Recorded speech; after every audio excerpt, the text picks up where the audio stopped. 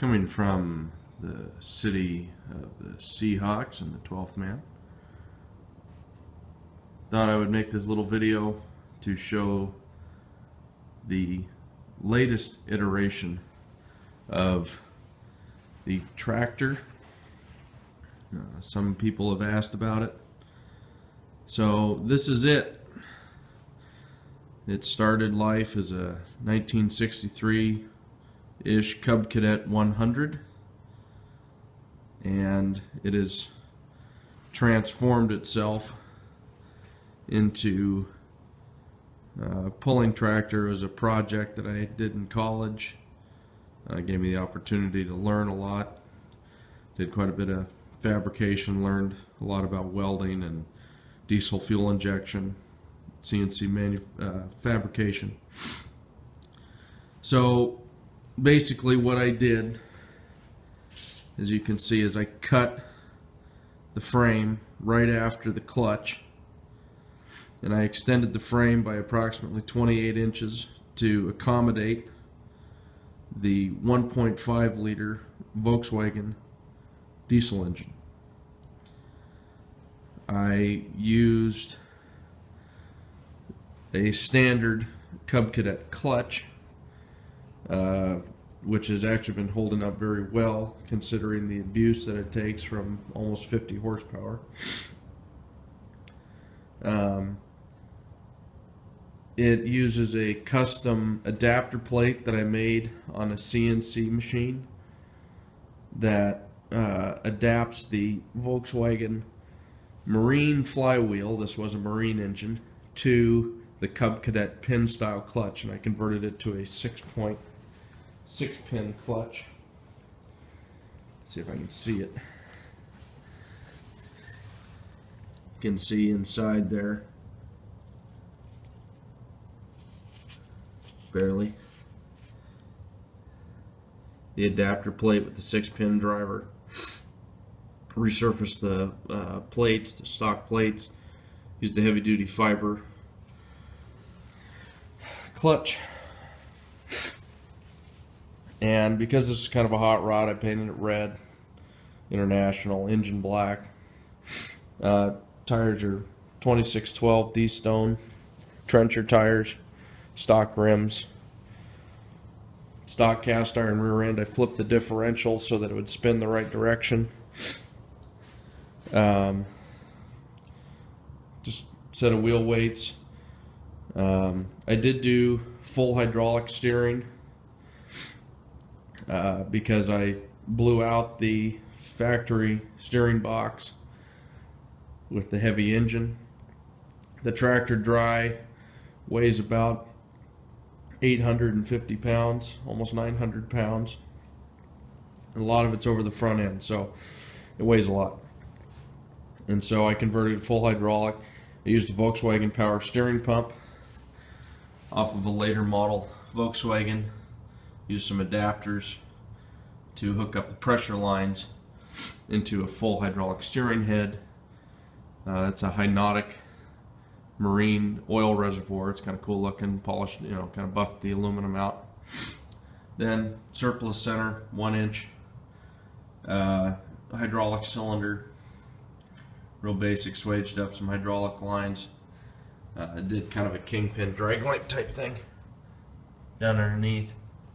One of the other things I did, because I blew out 2 sets of wheels, or wheel bearings I should say, is that I went on surplus center and I bought stub shaft axles and 4-bolt hub, so that converts it to a 1,000-pound rated hub, which is very nice, greasable, heavier duty, way heavier duty, adjustable bearings. What I did is I left the stock spindle, and then what I did is I bored out the axle stub shaft to be a press fit, not quite interference, but a press fit onto the spindle, and then I welded it to the spindle washer and kind of reinforce the washer. You can see I did the same thing on the other side. And by far, probably one of the best conversions I did on it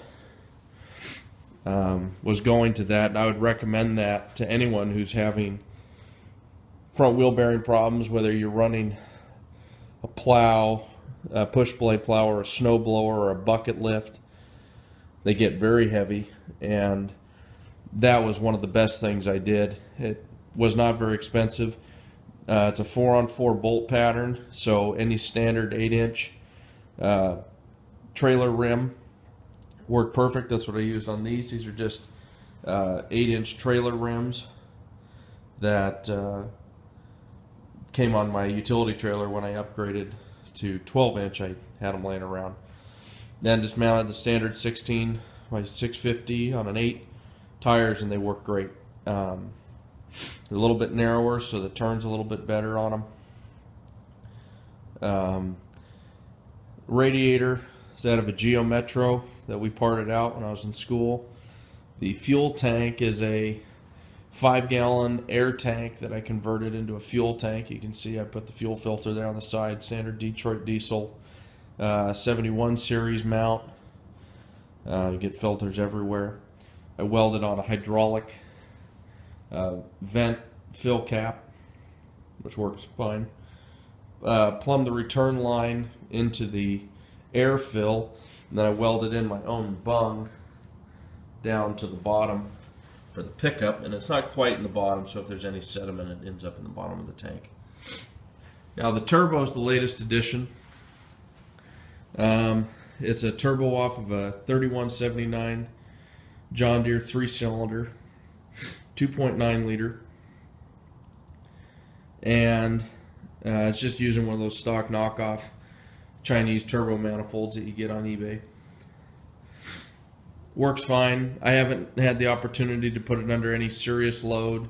It's a little bit too big of a turbo. It doesn't really make any boost, but this engine isn't really designed to have much boost, so it's okay. The manifold is a TDI manifold that I modified into a log style. I'm currently, as you can see over in the corner, working on a 1.9 TDI engine to put into my Toyota 4Runner, but that's a different project. So I decided to go with a different manifold and turbo setup on the TDI rebuild, so I decided to throw it all on this. So it works all right. I'm just pulling oil pressure off the back of the head. It's a junkyard turbo. It was found brazed to a Honda Civic exhaust manifold, so I flapper wheeled, machined off all the brazing brass that was stuck to the turbine housing and put it back together, and it works great. It's a journal bearing T20 or T25-ish turbo. Spools, it sounds okay. It goes into a 3-inch V-band connection, and then I had some 3-inch pipe laying around with a turnout from my 4Runner exhaust. And so it sounds good. It's a little bit loud, but tolerable.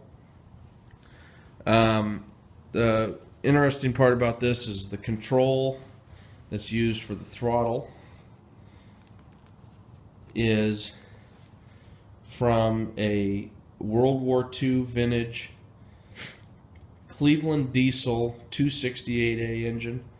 It's was a non-magnetic engine, so the whole thing is brass and stainless steel and aluminum. All the bolts are stainless. The screw slide there is stainless. The screws are bronze. The whole thing is steam bronze. It's beautiful.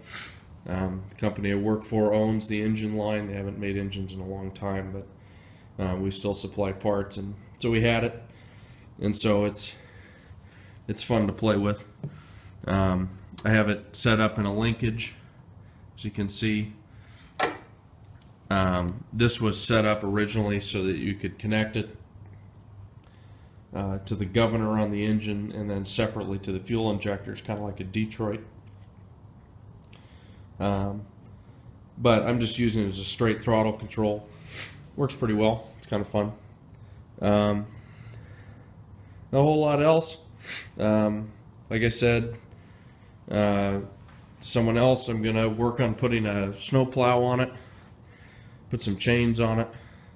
I already got the Casey daylighters for it. Looking forward to seeing this thing go out and actually do some work. I haven't really had the opportunity to use it for what it can really do. I've done some jobs, as you can see from the other video. I've done some little bit of log skidding around local stuff. I've pulled a couple of trailers around. Got plenty of pulling power. Turning radius kind of sucks. It's long. From the front to the back, it's about 7.5 feet. It's a pretty good size rig. But if you had a little bit of room, it's not too bad. It's kind of a fun deal. You know, I rebuilt the injection pump, the injectors, you know, and got to learn a lot about fuel injection. Like I said, I made the CNC flywheel adapter, which is a good lesson in CNC design and machine work. Runs true. And I'll try and get another video of it running. It's a fun project. Thanks for watching.